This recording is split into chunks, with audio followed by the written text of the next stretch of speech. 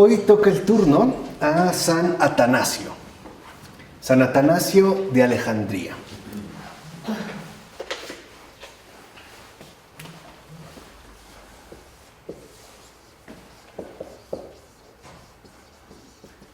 San Atanasio. San Atanasio de Alejandría.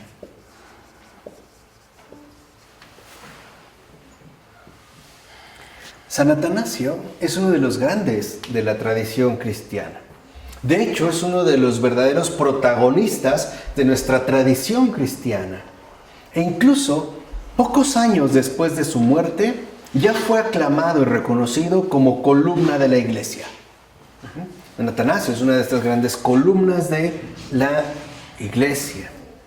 Y fue aclamado y reconocido como tal, nada más y nada menos que por el gran teólogo y obispo de Constantinopla, San Gregorio Nacianceno. De hecho, algo muy bello en el caso de Atanasio es que siempre ha sido considerado un modelo de ortodoxia, tanto para Oriente como para Occidente, para los dos. En los dos ritos, tanto de Oriente como de Occidente, San Atanasio de Alejandría es columna de la Iglesia. ¿Qué siglo es? Cuarto. ¿Cuarto?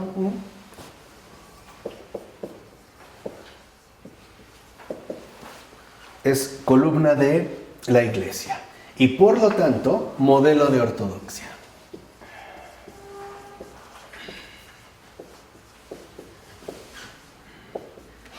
Modelo de ortodoxia, tanto en Oriente como en Occidente.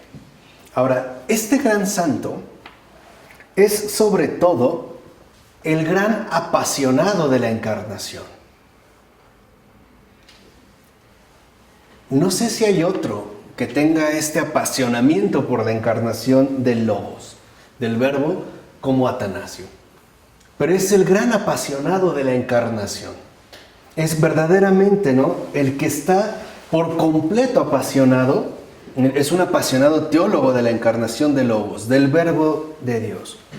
Y para él, para Atanasio, aquello que va a configurar toda su existencia en general es justo aquello que menciona en el prólogo el cuarto evangelio de Juan. Y se hizo carne y puso su morada entre nosotros. Por ello, no es casual que al ser el gran apasionado de la encarnación, San Atanasio haya sido el más importante, tenaz y temido adversario de la herejía arriana, que ya en ese entonces era una amenaza para la fe en Cristo. ¿Por qué? ¿Qué hizo Arrio? ¿Qué es lo que proponía la herejía arriana? Básicamente lo siguiente: que Cristo es una figura intermedia entre Dios y los hombres. O sea, es una especie de vinculación entre uno y otro, pero no será considerado un verdadero, es decir, como verdadero Dios. Simplemente es un intermediario. Ahora, se sabe que Atanasio nació probablemente en Alejandría, en Egipto, hacia el año 300. Recibe una buena educación antes de convertirse en diácono y secretario del obispo, en ese entonces, de la metrópoli egipcia, que era nada más y nada menos que San Alejandro. Entonces, este joven eclesiástico era muy cercano, un íntimo colaborador de su obispo, participa con él, con San Alejandro, en el concilio de Nicea, que, como ya sabemos, fue convocado por el propio emperador Constantino en el año 325 para asegurar la unidad de la Iglesia, que amenazaba, como hasta hoy lo vemos incluso ya de manera más palpable, ¿qué es justo lo que amenazaba la unidad de la Iglesia? La herejía, especialmente la herejía arriana. Esa era, digamos, la gran, como hasta hoy, ¿no? La herejía lo que amenaza es la unidad de la Iglesia. Entonces, los padres de la Iglesia, convocados bajo este concilio, pudieron afrontar y abordar varias cuestiones. Principalmente una, la de Arrio, que de hecho era un presbítero de Alejandría. ¿Por qué? ¿Por qué Arrio había generado, en este caso, tanto ruido? porque era considerado una auténtica amenaza para la única fe en Cristo. Porque Arrio decía que Cristo, el Logos, no era verdadero Dios, sino un Dios creado, una especie de simbiosis entre Dios y hombre, un ser intermedio. Esto significaba, por un lado, que entonces el verdadero Dios quedaba completamente inaccesible para nosotros. O sea, lo que hoy nosotros llamaríamos el Padre, el encuentro con el Padre, la revelación que el Padre nos hace de sí mismo en el Hijo por el Espíritu Santo, se borra. No es, en este caso, verdadero Dios. ¿Cómo responden, los padres de la Iglesia en este concilio? Pues redactando el símbolo de la fe. O sea, lo que nosotros conocemos como el credo apostólico, que será completado más tarde en el concilio de Constantinopla. Ahora, este símbolo de fe, y es un texto fundamental, lo primero que busca expresar es la fe de la Iglesia indivisa, y que hoy nosotros seguimos recitando de la misma manera. O sea, que el Hijo, el Logos, es de la misma substancia del Padre. Es Dios de Dios, en su substancia. Y así se subraya, sin equivocaciones o equívocos, la divinidad del Hijo. Esta influencia tan decisiva es, debida a Atanasio. ¿Ustedes se acuerdan quién es el gran inspirador de Pavel Florensky? Atanasio. ¿Se acuerdan que Pavel Florensky decía que él básicamente lo que había hecho era indagar en el homousios, sí, en el de la misma sustancia? Es la definición de Atanasio. La consubstancialidad, ¿no? Exacto. Por eso la lumbrera, literalmente el padre de Pavel Florensky, es San Atanasio. Es literalmente el que lo guía, justo como modelo de ortodoxia y también como una verdadera columna de la Iglesia. A tal grado que hoy podemos decir que en efecto Pavel Florensky es una de las nuevas columnas de la Iglesia. Y esto tanto para Oriente como para Occidente. En serio, aquí digamos que es como el fruto que ha dado de ahí. Ahora, a pesar de la definición clara y tajante del concilio, que ha afirmado con claridad que el Hijo es de la misma sustancia del Padre, poco después vuelven a aparecer estas ideas erróneas e incluso Arrio es rehabilitado. Y muchos van a sostener las ideas arrianas, es decir, los errores de Arrio, por motivos políticos. O sea, por conveniencias políticas. E incluso también lo va a hacer el propio emperador Constantino, para tratar de mantener una paz en el imperio. Pero lo que nos debemos cuestionar es, sí, pero ¿a qué precio? ¿De qué paz estamos hablando? Si es renunciar e incluso pactar con el error con tal de que todo se mantenga más o menos tranquilo y sereno. E incluso su hijo Constancio II también, sostendrá algunas de estas afirmaciones equivocadas. Ahora, para el emperador, tanto para Constantino como para Constancio II, lo que realmente vemos que le preocupa más es la unidad del imperio, no de la Iglesia. Y esto también es un hecho. Quiere decir que entonces lo que fundamentalmente es primordial para el emperador son los problemas políticos, no las verdades teológicas.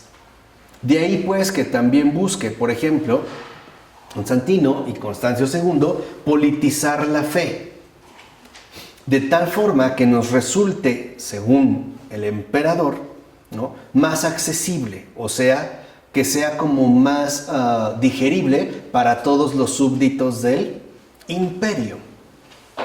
Y esto no es más que una especie de estrategia política. No es lo mismo decir que Jesús es Dios a decir que es un intermedio entre Dios y los hombres.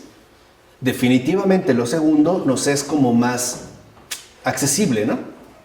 Decimos, sí, un gran iluminado, ¿no? Como se habla de los iluminados o algo así, a decir que verdaderamente es Dios.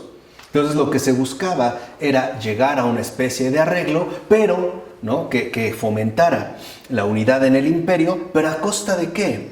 De traicionar la verdad. Eso es justo lo que Atanasio no va a hacer. Para Atanasio, lo fundamental es la fidelidad a la verdad. Por eso es una de las grandes columnas de la Iglesia. Ese es el modelo de ortodoxia. El modelo de ortodoxia significa fidelidad a la verdad. Ahora, ¿a cualquier verdad? No, como hace rato lo discutíamos con Descartes. Fidelidad a la verdad encarnada. Ya no hay que andar buscando y especulando. Ya no se trata de conocer, sino de reconocer esta verdad encarnada. Esa es la fidelidad. Fidelidad a la verdad encarnada, que nos libra precisamente de toda equivocación, de todo error, y que nos permite mantenernos en la ortodoxia como miembros vivos de esta iglesia, es decir, de esta su iglesia. Por ello, aunque crece la crisis arriana y que parecía haber quedado resuelta en el concilio de Nicea, va a continuar durante décadas generando dificultades, incluso situaciones dolorosas en la iglesia. A tal grado que en 5 ocasiones, fíjense, durante 30 años, entre 336 y 366, en 5 ocasiones, San Atanasio padece el destierro. Se ve obligado a dejar su ciudad y va a pasar fuera 17 años en ese destierro, sufriendo precisamente por la fe. Atanasio, en este primer momento, nos muestra también lo que es ser un mártir por la verdad. El ofrendar la vida por la verdad. Pero, durante sus estancias forzadas de Alejandría, este obispo puede sostener y difundir en Occidente, primero en Treveris, después en Roma, la fe de Nicea. O sea, la verdadera ortodoxia. Es, como dijimos, Dios de Dios. Hoy lo seguimos repitiendo. E incluso va a transmitir los ideales del verdadero monaquismo, que van a ser abrazados en Egipto, nada más y nada menos que por el gran San Antonio. O sea, también San Antonio, abad, San Antonio el Grande, era la gran fuerza espiritual que poseía y que sigue poseyendo. Era, de hecho, podemos decirlo, la persona más importante, la persona más destacada que apoyaba a Atanasio. Habíamos dicho, hay toda una oposición por cuestiones políticas. Estar dispuestos a traicionar la verdad por ciertas comodidades políticas o incluso económicas. Vamos a decirlo así, por intereses imperiales. Entonces, cuando vuelve definitivamente a su sede, el obispo de Alejandría puede dedicarse a la pacificación religiosa y a la reorganización de las comunidades cristianas. Y Atanasio muere el 2 de mayo del año 373. De hecho, es el día en el que celebramos su memoria litúrgica. Ahora, es considerado un mártir, que les dije ya en una ocasión, no sé si se lo recuerdan, hace ya bastante tiempo. No es un mártir de sangre, pero sí es un mártir de agua, por todo lo que padeció por la verdad, es decir, a causa de la verdad. En esos 30 años, ¿no? Los 5 destierros, 17 años fuera. Hoy a lo mejor lo entendemos bien, pero recuerden que incluso en la antigüedad el destierro era la peor y más grave humillación que un ser humano normal podía padecer. Era el quedar alejado completamente de su tierra, de su lengua, de su costumbre, y ser expulsado simple y sencillamente del orden vigente. Es sufrir, ¿no? El vivir, como dice el Papa Francisco, en las periferias. Cosa que no se olvide, la Sagrada Familia también padeció, pues tuvo que huir a Egipto. O sea, también vivió un destierro, también estuvo fuera, y no, digamos, por gusto, ¿no? O de manera vacacional. Ahora, la obra doctrinal más famosa de este santo obispo de Alejandría es el Tratado sobre la Encarnación del Verbo. La encarnación del Logos divino que se hizo carne. llegando a ser como nosotros por nuestra salvación. De hecho, dirá Atanasio, el Verbo, el Logos, se hizo hombre para que nosotros, siendo hombres, pudiéramos llegar a ser Dios. Se da cuenta de la verdadera implicación que tiene ello. Es decir, la salvación es poca cosa. No sé, o sea, el perdón de los pecados es poca cosa. Ahora ya se trata de la deificación, la theiosis. ¿Se acuerdan que también es uno de los temas centrales en Florensky? El cómo se da esta theiosis, es decir, esta santificación. Que la propia idea de Florensky de que no solo el Verbo se ha encarnado para el perdón de los pecados, sino para algo todavía infinitamente mayor, como es el poder llegar a ser como Dios. Dice, por eso insiste Atanasio, por eso se hace visible, por eso se hace carne, o sea, adquiere una visibilidad corporal, para que nosotros tuviéramos una idea del Padre invisible. Nos ha abierto el acceso. Es decir, ya no solo se trata del perdón de los pecados, es un paso necesario, sí, pero no lo es todo. La realidad es que seamos verdaderamente hijos de Dios, en espíritu y en verdad.